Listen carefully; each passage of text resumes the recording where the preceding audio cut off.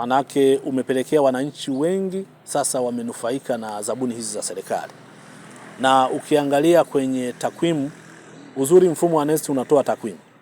Kwa hiyo na hizi takwimu zinabadilika kila dakika. Kwa mfano vikundi maalum ambavyo vilikuwa vimesajiliwa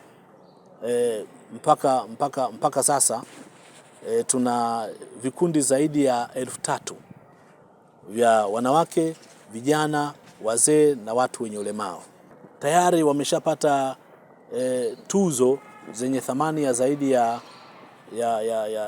bilioni 30 na zaidi, kwa sababu kila siku wanapata. Tumegundua kwamba sheria ya manunuzi imefanywa marekebisho siku za karibuni.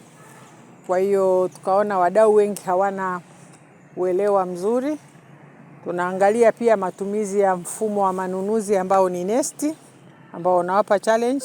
Kwa hiyo sasa kwenye mafunzo haya ya mfumo wa NeST ambao tumeyapata sisi kama wakaguzi wa ndani, yatatusaidia sisi kwenye kuangalia sasa mifumo ya udhibiti wa ndani ilivyoimarishwa, kwa sababu mfumo wa NeST umekuja kuongeza uwazi katika mchakato mzima wa manunuzi, kuongeza uwajibikaji wa watu. Kulikuwa kuna changamoto sana kwenye kaguzi zetu ya ukosefu wa nyaraka. Sawa, kwa hiyo baada ya kuja mfumo inakuwa rahisi kupata taarifa kwenye mfumo. Kuna manunuzi ambayo yatakuwa yanaenda unawashirikisha makundi katika level ya locality, yani jamii ya mwisho kabisa, kama vile wilaya, mikoa na sehemu nyingine, ili kuparticipate katika shughuli za ununuzi katika maeneo mbalimbali. Tumejifunza sana hususan kwenye elimu ya green environment procurement.